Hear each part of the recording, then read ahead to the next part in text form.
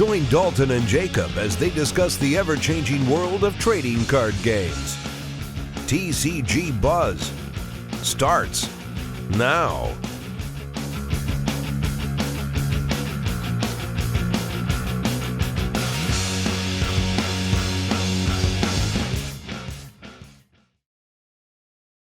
What's up, guys? It's your boy Dalton here, and I'm here with Jacob. Peace. He looks like crap. We all know. What? Jacob's really tired today, aren't you, Jacob? I'm very tired. I've gotten like 2 hours of sleep, but that's not going to stop me from doing this episode. Yes, because you are a noob. And in this episode 14 of TCG Buzz, we're going to help this noob pick his deck for our regionals. Isn't that right? So there's a little bit of backstory for that, but first I'm going to say that you're calling me a noob. Yeah, noob. What, you want to be called Scrub instead? Every regional tournament we've gone to or anything high tournament play we've done, I've done better than him. So who's the real noob? Who destroyed you? Who made you regret building decks because I beat you with them? Nah. Nah. So Got stuff to say now, Scrub? No. Huh? Yeah, Not shut really, it, no. noob. So anyways, the backstory for this is we are within the next couple weeks going to be attending Bushiroad Regional World Championship, blah, blah, blah, blah, blah, in Chicago. Yes. So we'll be in Chicago. We'll be playing Buddyfight. By the time we're back, we're going to do another episode talking about our experience there and how I won the tournament. He wishes. He won't even make top 8. But there's one problem. I don't know what to play. And each tournament I've known for a long time beforehand what I wanted to play. But this time, nope. So we thought it would be fun to kind of not only talk about what decks are good right now and what are viable to play in a tournament, but also help me decide what I'm going to play. Just don't go down. So there's no reason for you. Before we go into that, though, what are you playing? They'll have to find out after Oh. regionals. We all know how I go. It's going to be a secret. I don't know until the day of. No, Dalton does. I like to prepare for tournaments and really think about it. Dalton does not. Because I can play with any deck I bring. But I want to prepare for it, and I want to make sure I'm playing whatever deck I'm going to play, and I want to know what I'm playing. I know what I'm playing when I play it. I'm sorry that you're a noob. So we are going to go over each deck that's really kind of major right now and just talk about them, and then kind of throw in a couple extra decks that are like, well, here's a goofy deck you could play. So all your decks are goofy, though. Sure. But we're going to start that list off. Yeah, so let's start off with Tier 1. We'll start off with There's a Super little- Heroines. Yeah, there's a little debate over what's in Tier 1, but right now we pretty much know. It's Super Heroines. Well, we already know you can't do that. Why is that? Because Christian / Darian. Okay, we have other people interested in playing them, yeah. Here's my take on superheroines. I'm not that big of a fan of Hero World. I know, shots fired, but it's not that it's bad. I think it's really interesting. It just isn't me. It's not something I really enjoy. The upside, if I were to play superheroines, is that they do play kind of similarly to other decks I've played before. Such as they actually play kind of similarly to Thunder Knights. They have some similar cards. Whoa. They do a Don't lot of disgrace Super Heroines that Thunder Knight. No, they're definitely better at it. Don't get me wrong. But the part of the strategy there is similar. You know, they keep their monsters alive by returning them to hand. They can spam certain monsters onto the field to draw extra cards. But the difference is they have a lot more options for doing so. I didn't realize you were comparing Boomerang Dragon to Super Heroines. Since when did Thunder Knights do that? I know they like moving and gaining gauge. No. And occasionally drawing a few cards, but... They do a lot of drawing and returning, say, Thunder Knight's Drago Archer to hand over and over again to draw extra cards. So there's that. So I wouldn't feel that uncomfortable playing them playstyle-wise, but we've got other people who have them built. I have barely any cards for them, right? Yeah. And like I said, Hero World really isn't me.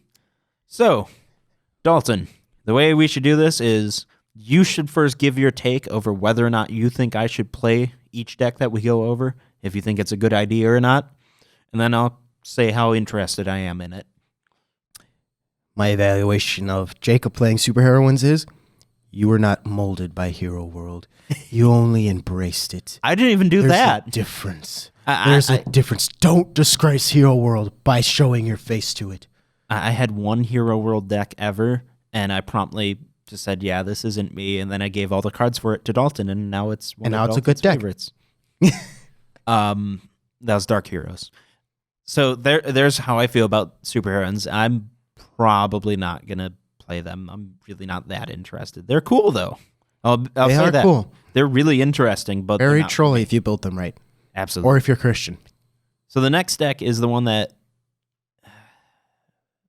kind of shares some similarities with them, just by the fact that it's a really good early, mid, and late game deck, and it's very consistent, and it even shares one or two cards with them. Guardians. Ah. So Guardians are... Why are you stepping on Christian's worlds, man? I'm just going over what's tier 1 right now. Guardians are really, really good. Like, really, really good. They're not the most offensive deck out there. They're not the most defensive deck out there. They do toolboxing really, really well, mainly because of their set spell, right? And Kind of, yeah. the best thing about them is their consistency. They're very consistent, and you'll get off what you want to get off most games. That being said, part of their weakness, probably their one big flaw right now, is there just aren't very many cards for them. That's not a weakness, man. That makes it easier to use. It makes them easier to use and easier to build, but that also means they're predictable. Well, that's what's going to end up happening, especially since it's a recycling deck. Right. Basically, in the end, you're always going to have to play, like, half the cards in the deck are staples. Mm-hmm. So you can't run that deck without them. You can try, but then it wouldn't be a tier 1 deck. Exactly. That also means minus certain generics, looking at you, Barbed Wire, the sideboard options for the deck, this is another big issue, I think, for them. Their sideboard options are very limited. You've got Angel Frill, who you might main deck, you might sideboard her, and she's well worth being there. And you've got Barbed Wire. Those are the only two I can really think of. I'm sure there are others. You guys can let me know if you know of others, but I think their sideboard game is pretty weak. Or is their main deck just that strong? Oh, it absolutely is. I mean, Well, they've if been that's the topping case- tournaments left and right. Well, then they don't need a sideboard then. Let's be honest. You don't need to have 10 cards in your sideboard. It'd Now- be nice, but you don't need to have it. Matchup-wise, I think they stand really well against every other deck that's tier 1. I don't have very much experience with them. I would assume they are better than superheroines. I don't know how you feel about that. Superheroines have a lot more options, right? Because they've got the whole pool of Hero World to pull from for spells and whatnot, and good sideboard cards. But Guardians are a force to be reckoned with. I have to disagree with you on that. Okay. I say superheroes just edge out Guardians and so forth. But Guardians, if you get them to the right life range, they start to go into a panic mode and they start bricking a lot more. Because they can't go into certain cards because certain things your opponent can do and so forth.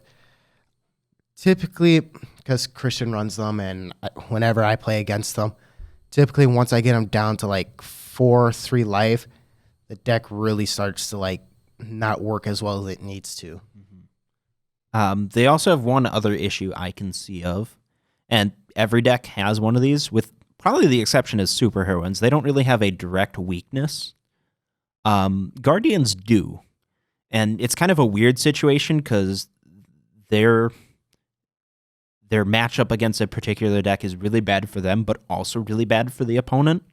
So it kind of cancels out, but in some games it'll be disastrous for them, and that's their matchup against Black Dragons.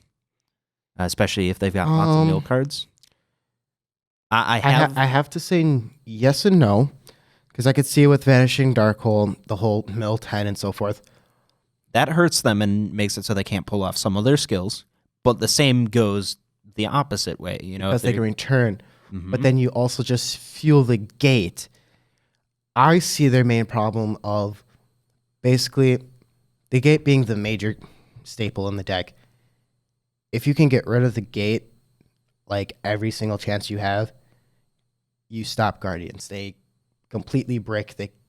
They can still get their monsters and items out and recycle it back into the deck, but if they don't have their gate out, they can't do anything. They can't gain their life. They can't search toolbox their deck to bring out, say, the impact monster or the triple rare that they need.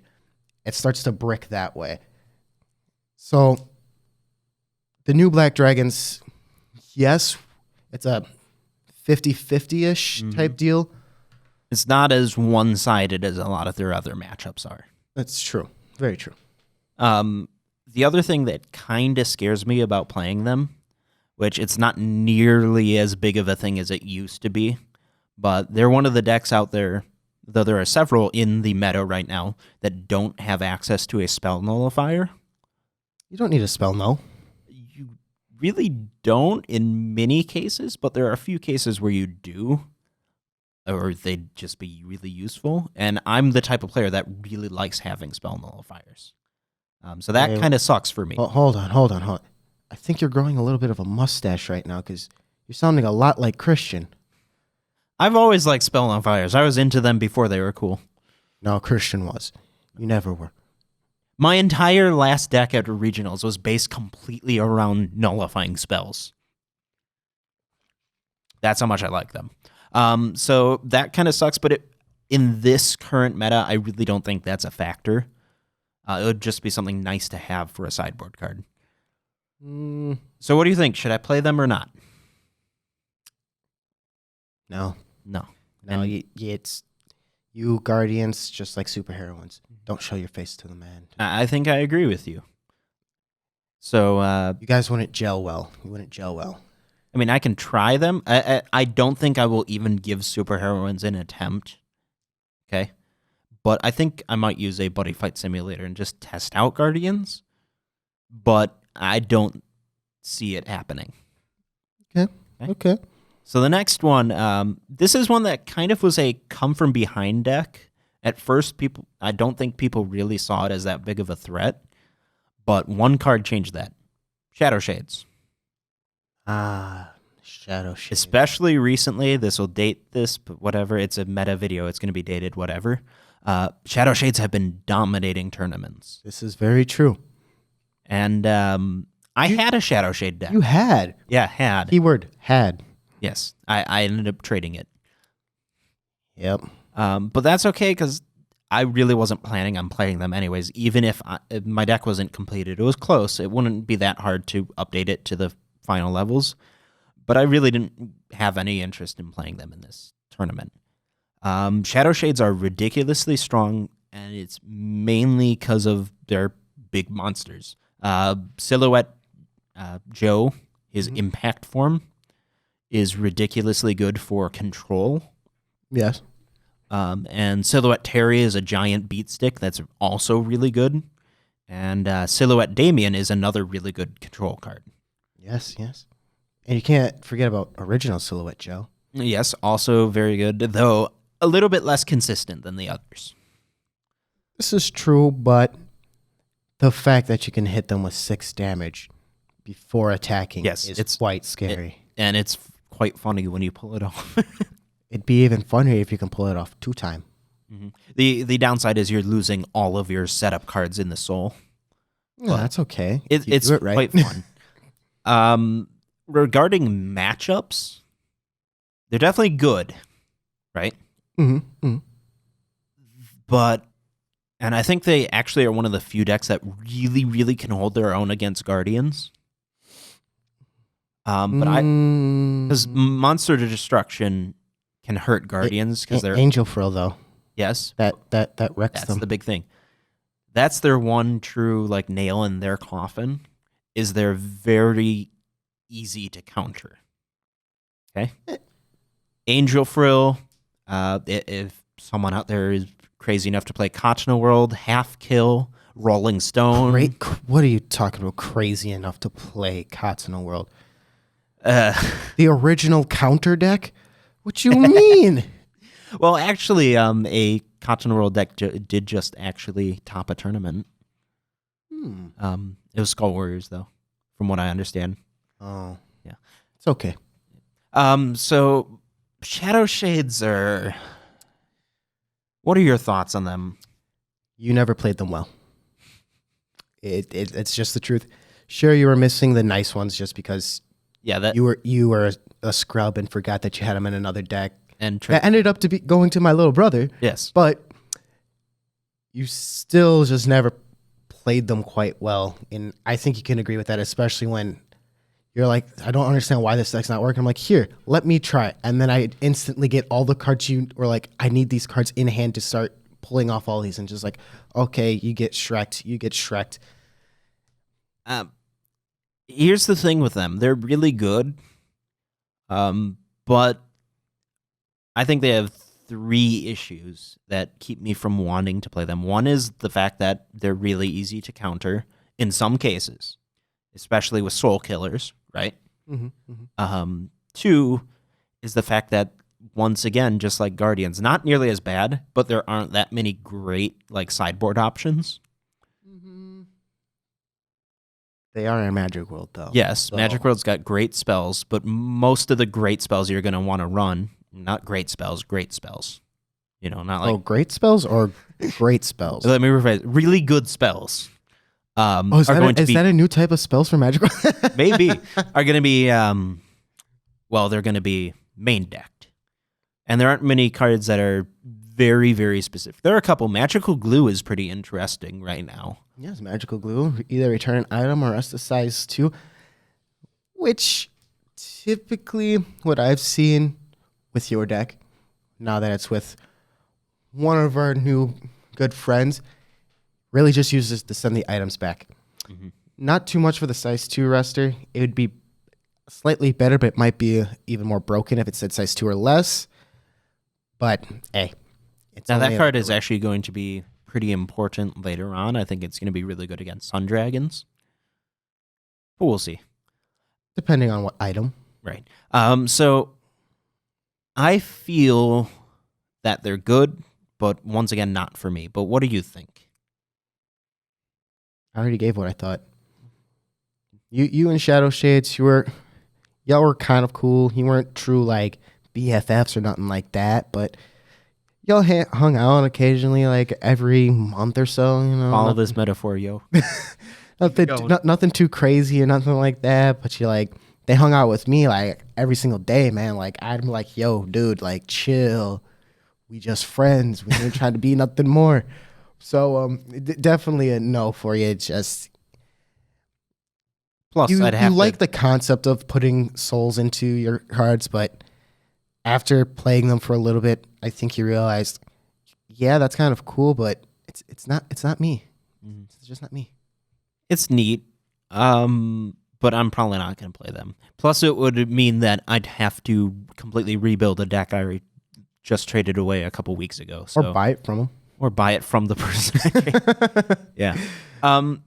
Next deck, huh? Next deck. All right, let's see. I'm going to go with the Come From Behind kid. Like, really, really. This deck, when it first emerged, really wasn't that, not necessarily good, but not that prevalent in the tournament scene. It took the set upon set of support for them to really, really get good. And now they are, once again, one of those decks that are really, really strong. 5th Omnis. We can end the discussion right now. You're never touching 5th Omnis. There we go. That's easy. Here's the thing. Okay? You don't have the things for it. I don't have all the single card for the deck. I don't. Mainly because what I did have, I ended up trading away. Because they weren't really something I was interested in at the time. I have played 5th Omnis. I've borrowed your deck and tested it out once or twice. And I've played against them a lot. So I do know the deck quite well. How do you feel about their like current viability as a meta deck? Well, they're a forever meta in my eyes. Now with all the cards they have, all Bushiroad really needs to do is like add a card that counters their next big thing or something, or somewhat counters it, and that's all they really need, because it's near perfection. It's never going to be perfect. It's also in Dragon World, so the draw power is not totally strong there, but it has counters for literally everything out there. Literally. It's Dragon World. There's lots of options. And they don't even need to get into like other spells. Like typically when you sideboard cards in it, it's typically more Fifth Omni cards. Or Barbed Wire. No, they have a Fifth Omni card that deals with items. That is true. I think they're really good right now. I think especially because there are a lot of really good decks right now, but during each phase of the game, you know, your early game, mid game, late game, they're typically stronger in one and then like kind of weak in one of them. Like you said, you mentioned that you feel Guardians are kind of bad in the late game. Mm-hmm. Okay. Well, not necessarily late not for Guardians. necessarily. It's late health for them, if that's a term. Which is typically in the late game. So that's why I said that. But they also heal so much. I also feel that one of the reasons Fifth Omnis are so good right now is because they don't have that. They're good early game, they're good mid game, and they're good late game. They're not as aggressive during late game, but because of, you know, Fifth Omni Drum and Kaiser Drum, they're able to stall in the late game and run the clock against their opponent. Yep. And Kaiser is a beautiful, beautiful control card on the level that Silhouette Joe's impact form is. Just because he's got monster destruction on him. He pretty much is a lightning rod. He forces the opponent to attack him, so you're not going for face. And even if you do... Well, that's almost every Fifth Omni card. That's kind of funny in Fifth Omni. It's almost every single card you want to get rid of. Exactly. But him especially. And your opponent can't rush for game against him because of his own ability. So he's really good. Plus you have your SDs, right? Oh, you can't forget SDs. They're just adding insult to injury. Mm-hmm. The deck's really, really, really good. It is really good. So of the ones we've talked about so far, I think if I could pull a deck together, which is kind of hard because it's one of the more expensive decks out there right now, I'd probably give it a shot. No. You not touch Fifth Omni. I'd put it in like the middle of the road, kind of like I could play it, but I don't need to. You see, there's a difference of you could play it versus it doesn't want anything to do with you. Man, Fifth Omnis don't want to deal with you. You're a Darkness Dragon World user, man. Trying to go to the Dragon World like that? Nah, not like that, man. Can't do that. I don't know. So you're saying I shouldn't play them? If you magically gain cards for it, it can actually make a decent deck. No. I'm going to leave it as a maybe. It's definitely, I'd rather play that than, say, Shadow Shades. Okay? Fair enough. Now, the last deck, which I've heard people argue this deck is tier 1, but I've also heard people argue it's not. Okay? And it's certainly top tournaments, but I've seen that being less common as of late. So maybe it's moving from tier 1 into tier 1.5. Okay? Do you know what deck I'm talking about? The answer is no. Okay. 72. It's not because of the deck. 72 pillars. 72 pillars. Which one? Size 1 rush deck. Size 1 rush deck. Rush is of the past. Rush is of the past, but the reason I think they're still quite high tier is because of all the rush decks that are out there right now, I think they're the best rush deck. So if you're playing rush in a tournament scene, that's what you're playing, is what I feel. I mean, Japanese blades are good, but they've got a couple of consistency issues, which Christian would beg to differ. 72 pillars do not. And 72 pillars just have more options than they do. And there really aren't any other rush decks that are that viable right now. Well, I know what Christian deck is going to use and show you what's good. I know what deck you're referring to, but I don't see it. And we're going to keep that a secret just in case he doesn't want to share it. Okay? I was talking about Gummy Slime. Oh, boy. 72 pillars are size 1, 72 pillars, not my thing. Not a big fan of them. That's true. They're cool, though. And they've got Monster Destruction from the new Osmodai. And they've got some good options. They got good options. But not me. I've never been a big fan of rush decks, with a couple exceptions. Typically anything in Dungeon World that's rush I like, but outside of there, I'm not a big fan of it.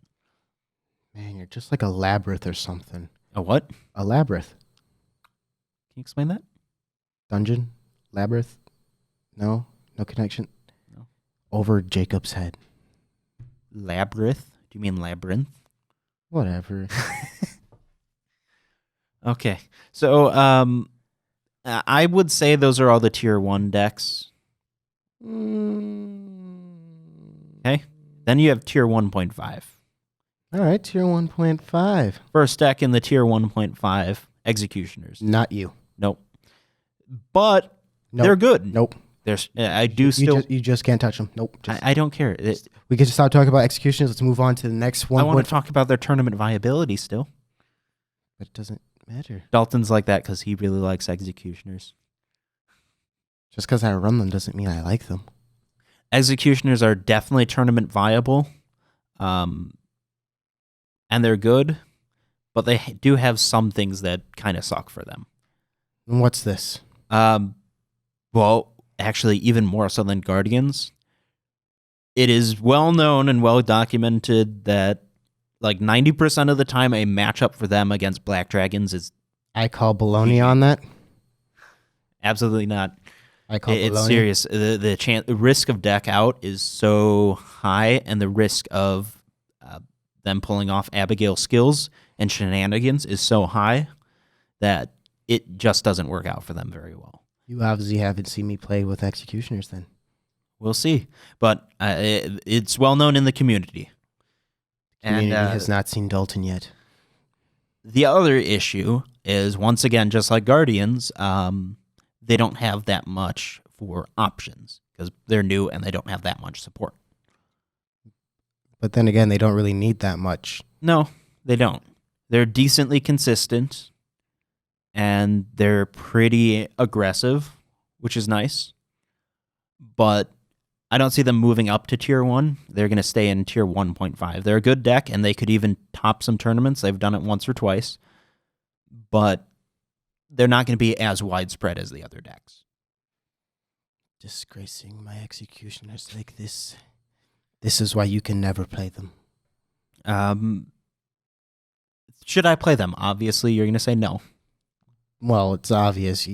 And obviously, you would forget about cards and so forth, and it's obviously, I'm going to say no. I'm not interested in them at all. Because they're not interested in you either. So the next deck I want to bring up is actually the entire reason we're having this discussion at all. New Black Dragons? No. Oh. They'll be next. This is a hard one. The deck, like I said, I like to plan way ahead. And I planned, once I found out about them, once they were announced, to play Zodiac. Well, and I didn't really know 50 different decks right there, man. I know. You can't say Zodiac. We'll get into that. Okay? Because the Zodiac base cards, the staples you'll run in any deck built around them, are really, really good. And the biggest reason is they are absolutely brutal as a control deck. And they have their great counters against certain decks. And there are certain decks I would say, honestly, they completely destroy. Okay? The problem is none of them are really high-tiered. For example, I truly, truly feel Sun Dragons don't hold a candle against Zodiacs. And with new Sun Dragon cards come out, they might bump up the tiers and see a lot of tournament play. But at the regionals we go to, I don't see it happening. Okay? We'll see. But Zodiacs themselves are really good against certain matchups against that. But against the things that are tier 1 right now, they're not very good. Shadow Shades, they don't really have anything to counter in Shadow Shades. Mm-hmm. And they kind of do the same things. They both can wall out. They both have monster destruction, though Shadow Shades do a little more. Zodiac can do a little bit more stall than they can, but it's just not a very interesting matchup, and neither side really has any crazy advantage. Guardians, I've played that matchup against Guardians quite a bit, and it is not actually a very favorable matchup. Just because the resource engine of Guardians is so much better. Okay, Guardians will keep their hand size up against Zodiac. Zodiac's hand size will be at like by third, fourth turn, 1 card, 2 cards in hand at best. And that really hurts Zodiac. There are going to be some games they win, but I do feel that the advantage is in Guardian's court. Well, it always has been. And the same goes for superheroines, and the same exact reasons. The other thing is both of those get Angel Frill, which that's true. Which definitely hurts against hurts Zodiac. Fifth Omnis, kind of the same boat as those ones. Like neither one has a great advantage against each other, I don't think. Are you sure about that? Yeah, they do have Kaiser. They do have Kaiser, and they Kaiser's do have Original. Yes. Monster Destruction will really hurt Zodiac. The big upside to playing Zodiac against them is that they can stop the aggro-ness that Fifth Omnis have, and really stop that in the tracks. But it becomes then a war of attrition, which in 90% of cases, Fifth Omnis are going to win. They've got the better shields. They've got the better Monster Destruction. It's going to win out in the long run. The only one they can really, really effectively counter is 72 Pillars.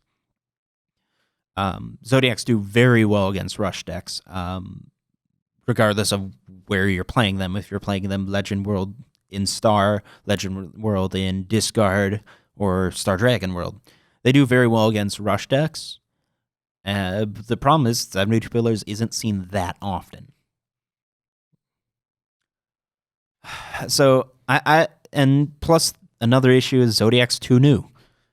I mean, sometimes playing a new deck is really, really a good idea. I mean, there are plenty of people who are celebrating the fact that they decided to throw a gamble and play Guardians, right? Yeah. And they're interesting, but they don't have that great of support yet. I think you'd agree with that. I never really liked Zodiac. He's all right. I just don't see him going that much further. I think so. I think it's a wonderful anti-meta deck for a meta that doesn't exist right now. He's a great one-trick pony that no one kind of really wants. I mean, if the meta was all impact monsters only and they were the win conditions for every major deck, like they are for Sun Dragons, okay?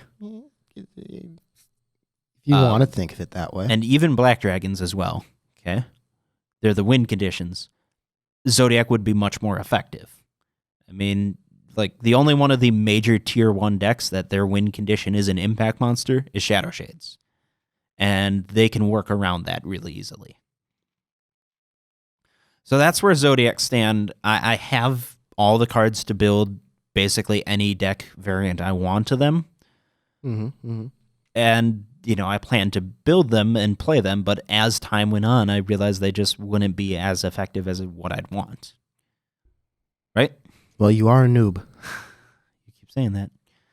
They're still good. They're just... I'm not going to bet it all on them. I don't feel that's a good option. Bet it all! So, probably not going to play them. Your thoughts on that? I never saw them as a threat. It's quite honest. I never saw them as a threat. If I theoretically were to play them, which I'm probably not, it would most likely be Star Dragon World. Because the resource engine is better. Their control is not as good as the Legend World variants, but the resource engine is better. That being said, let's move on to the next one. The other Zodiac, right? Black Dragons. I promised they'd be next. Black Dragons. I have a lot of experience with Black Dragons. They're one of my primary decks, and they're still in my mind as a deck I could run as like an emergency back option if I don't decide on something else. Okay? They're my backup deck right now. That being What deck, though? That's the issue. They're my plan B. Okay. Now, Black Dragons are not that great. Whoa. In tournament scene. Whoa. Okay? I love them. I'm talking Abigail-style decks. Okay? Not like Spectral Strike. They're beautiful. They're wonderful. They're amazing. They're aggressive. They've got monster destruction, and they're great. But they're not perfect when it comes to tournament play. And why is that? They're really good at explosive matches that are really, really exciting, but they have two issues, I think, that really hurt them. What are these? One is, well, the biggest issue they have is a lack of a good draw engine. Okay. Well, if you gave them draw power, man, then what else would people be playing? And that's the thing, but their draw power really does not. I mean, they've got a couple okay draw spells, but nothing crazy like some other decks have. Mm-hmm. And they do pretty decently early game. Their early game is a little bit weak because it's mainly setup. Their mid game is insane. It's what they're designed to do. Okay? I could see it. They are, in my opinion, they're the best mid game deck out there. But the biggest reason they're not going to do well in this tournament scene is their late game. Of all the decks in Tier 1 and Tier 1.5, I have to say their late game is the weakest. Oh, okay. Okay. Because, once again, that draw power runs out, and then you're stuck with one, maybe two cards in hand, and they're not very good at being come-from-behind decks. It basically becomes in late game, if the game lasts too long, it's okay, I draw a Vanishing Death Hole and I happen to have all the resources to play it, or I lose. And that's not a good situation to be in. Additionally, they're getting some really crazy support that'll make them actually really tournament viable, I think. They're getting their Dragon Force, they're getting a new Abigail, they're getting another new Abigail. Some really interesting support cards, right? Any draw power? A little, but not much from what I've seen. Okay. The problem is it's all coming out after our regionals. Yeah. Yeah. So I can't rely on that cards. I'd love to run Dragon Force, but I can't. Well, it doesn't matter because Sun Dragons or Dragon Worlds, Dragon Force is the best of them all. You can't argue against it, and it's the truth. It is pretty darn good, and it's I'd say of the three Darkness Dragon Worlds is the weakest. Some people throwing fits that it's just not very good. It's good, and it's definitely the best weapon available to the Black Dragon deck. But no, it's the best. I argue with it. 3 crit penetrate with 8,000 power for 2 gauge is ridiculous on its own. I'd pay that if it was just that. But also with the fact that it can't be destroyed, returned to hand, and the fact that when it attacks, you gain a life and you can mill 3 from your opponent's deck, and then if they nullify it, do the same again. It's good, it's just not OP like the other Dragon Forces. Would you act like Jack Dragon World is OP? I mean, Star Dragon World's OP. Star Dragon World's not OP. They're like tier 2 in my opinion. A lot of people really, really like Star Dragoner of Bonds as a deck build. Look at that. We ended up moving on accident. So we'll talk about that deck briefly in this, but first let's go Black Dragon. Should I play them or not? As of right now, looking at your options, it's your only option. We'll see. I think they've got a good matchup against Guardians. Not as great as I'd like it to be. They do have a really good matchup against Executioners. Yeah. And actually, their matchup against Shadow Shades is one of the best because of a single card if you draw it. And it's one of the cards they run in their sideboard. It's the Death Wand, which allows you to move their big freaking wall size 3 over to the left or right, and then just hit them for face, which they cannot handle playing against. Okay? I counter with Mad Dancing. Okay, run Mad Dancing, see what happens. I'll move. They're good, but they still have some issues, and I really have to finalize the deck, and even then, they're kind of a last resort for me. Well, looks like you're just going down for the sights, huh? So next we'll talk about that Star Dragon World deck. Nope. Yeah, that was easy. Yep. Sorry, guys. Yeah. Nope. Unlike your sister, who's pro jackknife and so forth, I think you can agree with me that Jack Dragon World, I mean Star Dragon World, is a little too dependent on Jack, huh? It definitely is, and it has other issues. It can be good, Oh, it can be. but Too predictable. it's too predictable. Yeah, Way I'd say too that. predictable. Not as predictable as a few other decks out there, but pretty predictable. Well, they're not as consistent as those ones, though. That's the other issue. They've got a few consistency issues, but not nearly as bad as they used to be. And they're okay.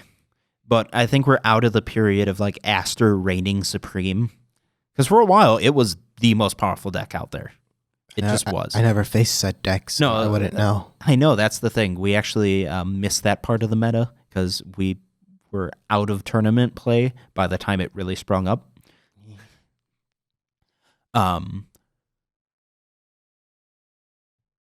There aren't that many other decks that I can say reasonably are high-tiered. Mm-hmm. But there are some outlier decks. All right, what outlier decks do you have? These are decks that aren't necessarily something that people are planning on playing, but could be played. And the main ones are, hey, this is getting support, but we don't have it yet. Okay? Sun Dragons are one. Okay? They will, by the time we're at our tournament, have their support cards, their Dragon Force. Yes. And their new ball and whatnot. They're aggressive, but I'm kind of hesitant at even thinking about playing them. First of all, I'm not a big Sun Dragon fan, but besides that, they're untested with their new support stuff. I mean, people have been trying to test them, and they're starting to get their testing, but I don't know if they'll be ready by that time. Plus, a lot of their real good support stuff won't be out till the booster set after our regionals. I always say go in blind. It works out. The next outlier deck is Dragon's Y. No. Which Dragon's Y is a wild card. A wild? No, Sun Dragons are a wild card. Dragon's Y is like, okay, I brought my fun to play deck, and I want to see if it's good against tier 1. That's the thing. Okay. Dragon's Y is in a very, very unique position. It's not going to be worth it during our regionals because they're still waiting more support. I just don't see them as good as Dragon Ein. No, that's for sure. I truly feel that they're not going to be as good as Dragonine. But they have two things. Okay? One, Bushiroad is going to overcompensate for them and make them broken, or they're going to stay a casual deck forever. I counter with Fifth Omni. They're decent. But I don't see that, especially at our regionals, which are only going to be like a week after they come out. I don't think I'm going to see them at all. No. You'll most likely see some other outliers. Like? Tyrants.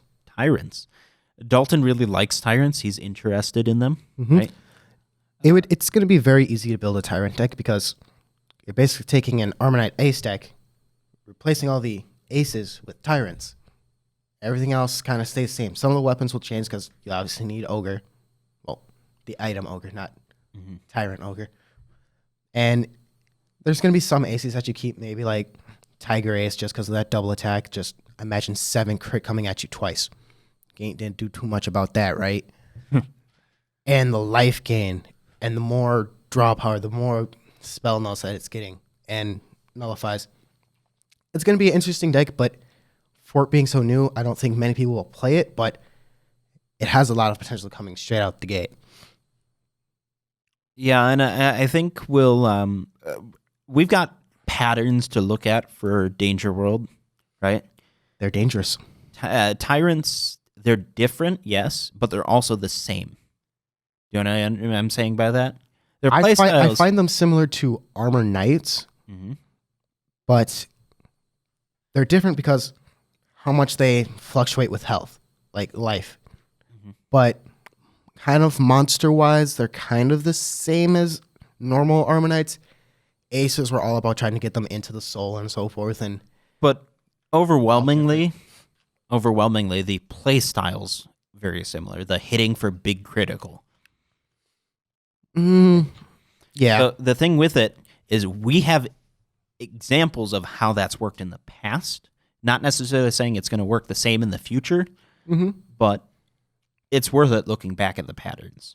And generally what happens with brand new shiny Danger World deck, is for the first month or so after their new support cards come out, no one plays it. No, yeah, nobody plays it. No one plays it because except for the outliers. Yeah, outliers, yeah, but it's untested, and Danger World's kind of frightening to play in tournaments because of how dangerous it could be. How dangerous it can be, yes. But after that, they see a huge boom of being played. Because everyone's like, oh, wow, why did I not think to play this? Because this is actually good. Which I think is going to be a little different with Tyrants, just because you can kind of do the play testing now, because really they're just renaming of cards that are already in an Ace deck or an Arm Knight deck. You just replace those ones for the Tyrant versions and then go on your merry way.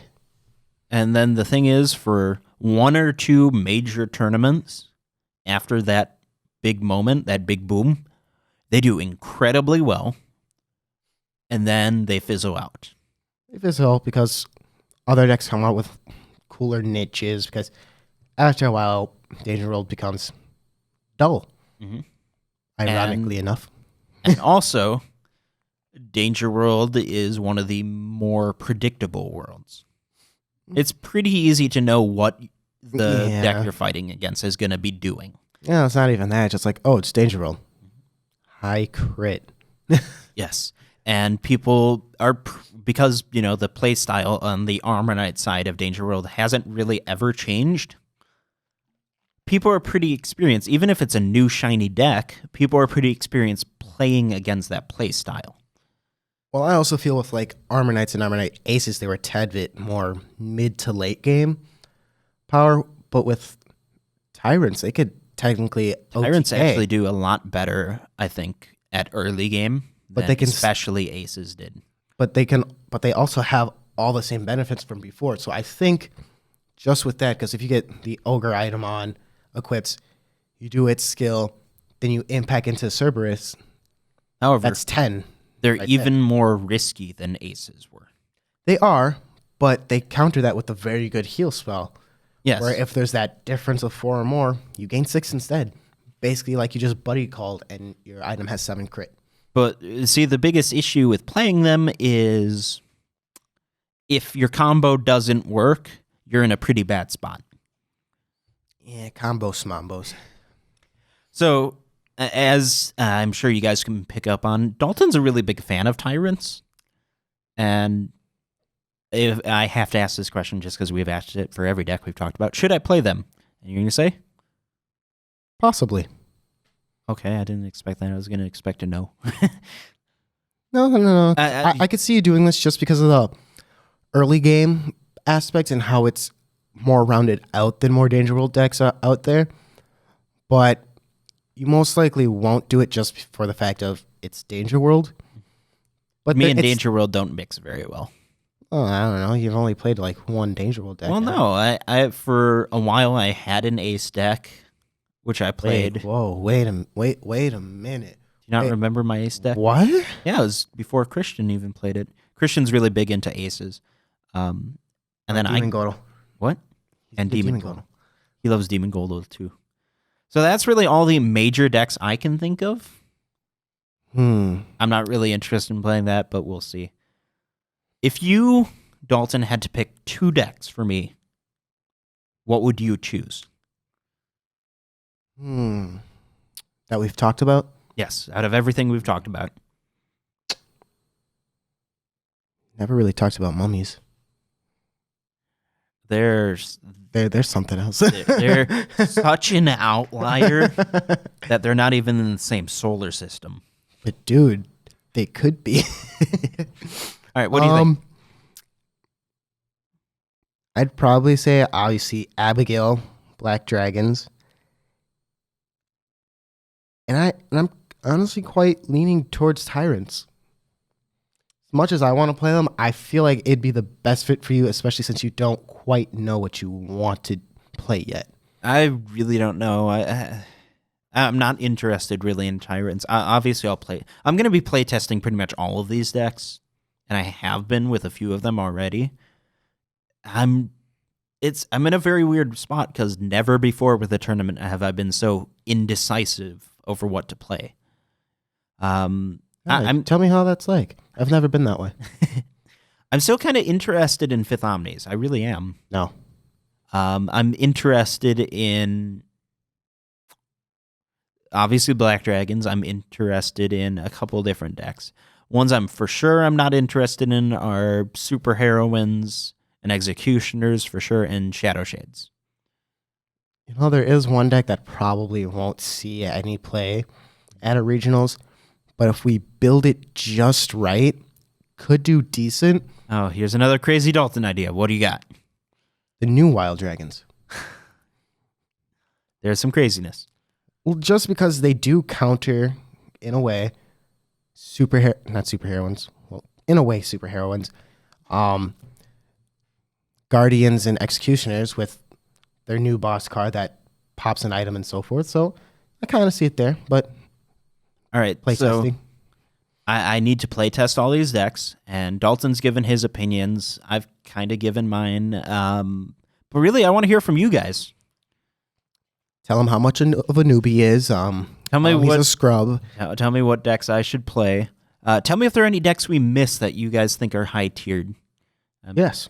And tell us what decks you think we'll see most in Chicago. Tell us all that information. Well, it says it's a very dangerous place. I see danger. Add into the conversation. Tell us what you guys think. And I don't have anything else. Do you? Yeah. Make sure to like the video, man. Come on. How could you forget that? No, it's your job. And make sure to subscribe if you haven't already. And really help this noob. I don't know if he's going to survive Chicago, guys. Without having a deck, he might not make it. We'll see what happens. We will. See, it's easier for me with Vanguard. I know exactly what I'm playing. That's a secret. After the tournament. Red Eyes, Black Dragon. Boom. Boom. Forget that. I'm going to be playing Articuno, Zapdos, Moltres, Tri-Deck. Oh, okay. Yeah. I hear it's a very good deck. Very good. It's very good. Well, we've rambled on long enough. Yeah. Quite long. Well, I think we should say goodbye. Start us off. See you guys next time. You'll know if I won the tournament or not. Stay classy, y'all.